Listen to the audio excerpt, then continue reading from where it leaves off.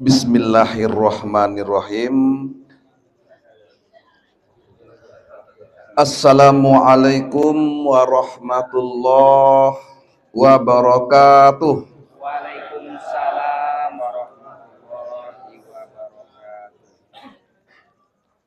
Orangnya banyak ini, jawaban salamnya kecil-kecil nih. Kita ulang ya. Ada pantun enggak dengan pantun kau? Pantunnya tuh gini ya. Tanam pinang rapat-rapat agar puyuhnya tidak bisa lari. Ucapan salamnya agak kurang semangat, maka kita ulang sekali lagi. Assalamualaikum warahmatullahi wabarakatuh.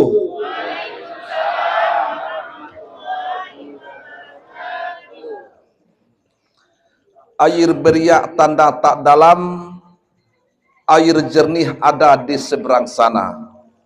Alhamdulillah bapak-bapak, ibu-ibu sudah semangat menjawabkan salam yang insya Allah kita penghuni surga. Amin ya rabbal alamin.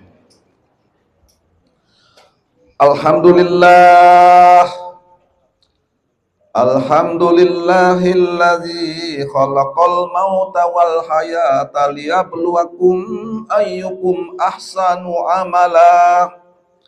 Asyhadu an la ilaha illallah wahdahu la syarikalah wa asyhadu anna Muhammadan abduhu wa rasuluh. Allahumma salli ala sayyidina Muhammad wa ala ali sayyidina Muhammad. Rabbi shrah li sadri wa yassir li amri wahlul 'uqdatam min lisani yafqahu qawli. Shadaqallahul azim. Yang kami hormati orang tua kita, kepala kaum, ketua BMA, yang kami hormati seluruh pegawai syara, yang kami hormati para ustadz, banyak ustadz datang malam ya, ustadz kakak anda kita Abdul Munir dan sebagainya yang kami hormati, yang tidak bisa kami sebut tersatu persatu. Yang kami hormati bapak-bapak, ibu-ibu, dan seluruh jamaah yang hadir pada malam hari ini. Yang kami hormati yaitu seluruh jamaah takziah wa tasliyah dan juga ahli musibah, ahli duka yang kami hormati. Dan semuanya mudah-mudahan kita pada malam hari ini senantiasa dimuliakan oleh Allah Subhanahu wa ta'ala. Amin ya rabbal alamin. Mari kita bersyukur kepada Allah Subhanahu wa ta'ala atas rahmat dan nikmatnya Allah berikan kepada kita semua, yang senantiasa banyak yang nikmat Allah yang tidak terhitung, nikmat-nikmat Allah yang diberikan kepada kita semua. Apabila dahan-dahan kayu dijadikan penanya, daun kayu dijadikan kertasnya, air laut dijadikan tintanya untuk menghitung nikmat-nikmat Allah, niscaya kamu tidak sanggup untuk menghitungkan nikmat-nikmat itu. Wa in ta'uddu ni'matallahi la tuhsuha. Sekiranya kamu menghitung nikmat-nikmat Allah, niscaya kamu tidak sanggup untuk menghitungkan nikmat-nikmat itu. Tidak perlu menyebutkan nikmat-nikmat Allah itu, kadang-kadang secara garis besar kita menyebutkan nikmat kesehatan, nikmat kekuatan iman dan Islam. Banyak nikmat Allah yang telah kita makan, nikmat Allah yang telah kita minum, nikmat Allah yang telah kita rasakan dalam hidup dan kehidupan ini. Mudah-mudahan jemaah sekalian kita semua senantiasa untuk menyukuri nikmat-nikmat Allah Subhanahu wa taala. Bapak-bapak dan ibu-ibu yang kami hormati, seluruh jemaah takziah, kira-kira berapa lama saya ceramah nih Pak? Kira-kira berapa lama kira-kira lah. Ibu-ibu, lama enggak nih? Ah? Kalau seorang ustaz lah batuk banyak orang nanti. Mulai batuk. Nah. Berapa lama kira-kira Pak Bu? Hah? 1 jam. Jangan panjang-panjang nian ya. Tapi kalau agak bosan batuk sedikit lah. Kemarin saya pernah ngisi tabligh musibah di Lubuk Sanai. 1/2 jam aja Pak Ustaz. Ternyata 1/2 jam saya ceramah, nggak ada yang batuk-batuk dah. Selanjut akhirnya lebih 1 jam saya ceramah itu, nggak ada yang batuk. Tapi kalau Bapak cepat batuk, saya cepat berhenti. Ya, ini ya. Itulah kira-kira ya. Bapak-bapak dan ya, ibu-ibu jemaah sekalian yang kami hormati, pada malam hari ini saya akan membacakan satu ayat Al-Quran. Bismillahirrahmanirrahim.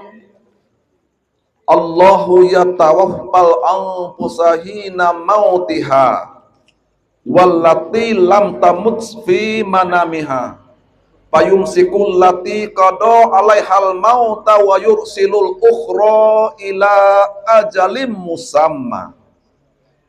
Ya. Tentu bahasa Al-Qur'annya seperti itu. Kalau ada Al-Qur'annya tentu ada bahasa kitanya. Kalau bahasa Al-Quran namanya tidak ngerti gitu. Ya Allah yang ngerti. Artinya Allahu ta'ala tawaffal, kan seperti itu. Tapi ada bahasa manusianya gitu. Maka pada kita bahasa kitanya aja ya. Apa arti yang ayat yang kami bacakan tadi? Allahu yatawaffal anfusa hina mautiha. Allah mengenggam gitu. Allah memegang nyawa orang-orang, nyawa seseorang tatkala kematiannya, itu Allah. Ya. Allah memegang nyawa seseorang tatkala datang kematiannya, Allah yang memegang nyawa kita. Dan dialah yang memegang nyawa orang yang hidup. Ya, dan dialah yang memegang nyawa-nyawa orang yang hidup waktu dia tidur. Waktu kita hidup, Allah megang nyawa kita. Bagaimana Pak Ustaz, malaikat bagaimana? Itu perintah Allah kepada malaikat. Allah lah yang menahan nyawa-nyawa orang sebelum datang kematiannya, Allah yang memegang. Allah menahan nyawa orang-orang sebelum datang kematiannya, itu Allah. Dan dialah Allah yang melepas nyawa yang lain sampai waktu yang telah ditentukan, yang telah ditetapkan oleh Allah Subhanahu wa ta'ala. Maka untuk itu, ya, ada orang yang sakit. Suami sakit, istri nggak sakit. Ternyata istri yang duluan meninggal daripada suami. Ada juga yang sebaliknya, ada istri yang sakit. Minta mati terus istri, kok ya Allah mati kalau ya Allah. Ternyata suami yang mati dulu gitu. Ada lagi yang sakit duluan, ada juga itu. Suami yang sakit, suami yang duluan. Istri belum meninggal, dan juga sebaliknya. Itu sudah ada ketentuan yang ditetapkan oleh Allah Subhanahu wa ta'ala. Kalau Allah mentakdirkan hari ini kita berumur 70 tahun. Saat ini kita berumur 65 tahun. Tetapi jatah hidup kita tinggal 5 tahun lagi. Dan seterusnya. Kalau itu yang saya sampaikan habis waktu tuh. Sampai 50 tahun, 45 tahun, dan sebagainya. Artinya itu, telah ditetapkan oleh Allah waktu-waktu yang telah ditentukan tentang umur kita waktu meninggal ini. Almarhumah berumur 57 tahun. Itu ditakdirkan oleh Allah, ditetapkan oleh Allah Subhanahu wa taala. Pasti kita akan mati. Siapa-siapapun jelas pasti akan meninggalkan dunia ini. Maka kita hidup di dunia ini, di samping tempat kita tinggal, bapak-bapak, ibu-ibu kita semua, juga pada hakikatnya tempat kita meninggal. Hari ini kita di atas tanah, suatu saat kita di bawah tanah. Hari ini kita mengatakan bahwa dunia ini, ya, sandiwara. Dunia inilah yang nyata. Akhirat adalah sandiwara. Setelah kita sampai ke alam barzah itu baru kita tahu bahwa akhiratlah yang nyata. Dunia hanyalah sandiwara. Ad-dunya mazra'atul akhirah. Dunia ini sebagai jembatan kita untuk menempuh ke akhirat nanti. Bagaimana mampu nggak kita menempuh akhirat nanti? Bagaimana kemampuan kita di akhirat nanti? Bagaimana untuk berjembatan ke akhirat nanti? Bagaimana? Maka untuk itu jelaslah bagi kita bahwasanya walaupun kita ini masuk ke surga semuanya, tetapi harus beribadah juga kepada Allah Subhanahu wa taala. Kullu ummati yadkhulunal jannata illa man aba. Qalu ya Rasulullah wa man ya'ba. Qala man ata'ani dakhalal jannah wa man asa'ani faqad aba. Tiap-tiap umatku akan masuk surga. Ini akan nih, akannya belum terjadi gitu. Saya besok akan nikah, belum nikah. Saya besok akan Bengkulu, belum ke Bengkulu. Ini akan masuk surga. Tiap-tiap umatku akan masuk surga. Kecuali orang yang tidak mau tadi. Orang yang enggan tadi. Seseorang bertanya, wahai ya Rasulullah, siapakah yang enggan masuk surga, wahai ya Rasulullah? Orang yang mentaatiku, dialah yang masuk surga. Orang yang tidak mentaatiku, dialah yang enggan untuk masuk surga. Maka untuk itu, untuk masuk surga ini, bapak-bapak, ibu-ibu, ya, harus dengan adanya amal-amal ibadah. Innal abrara lafi na'im wa innal fujjara lafi jahim. Orang-orang yang berbakti itu benar-benar masuk di dalam surga. Dan orang-orang yang durhaka itu benar-benar masuk ke dalam neraka.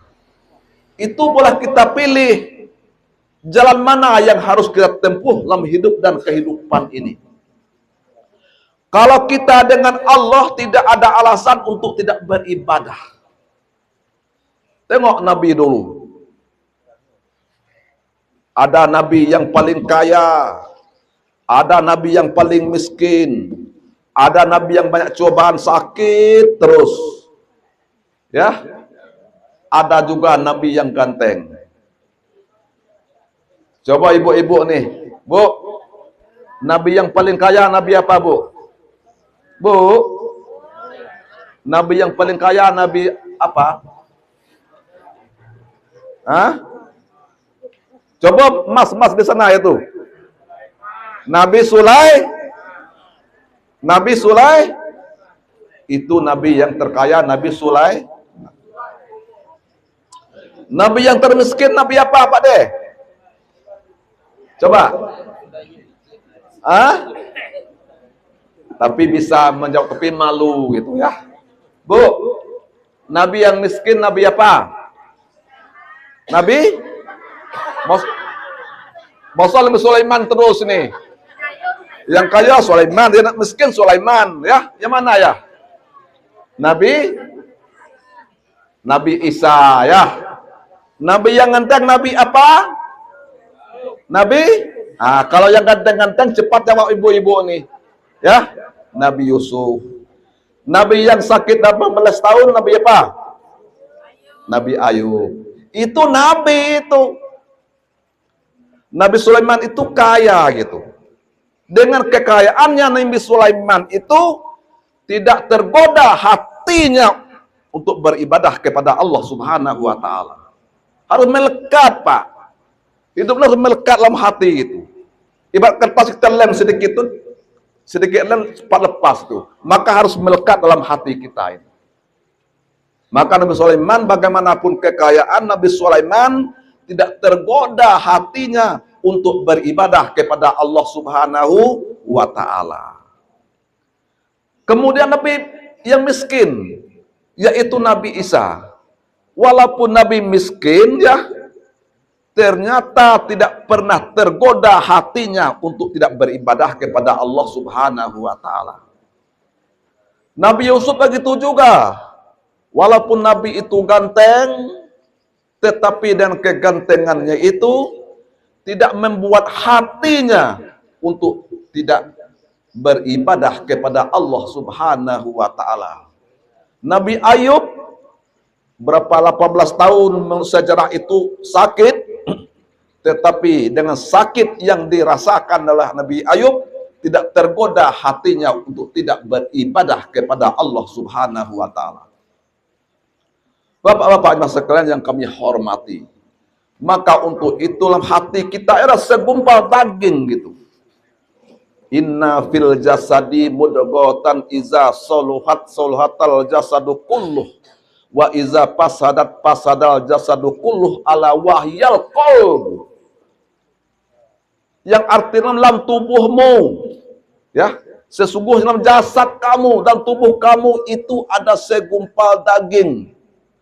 Apabila daging itu baik, maka baiklah seluruh tubuh kita ini.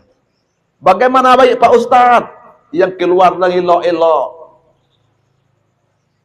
Ada yang meninggal dunia, innalillah wa inna ilaihi raji'un.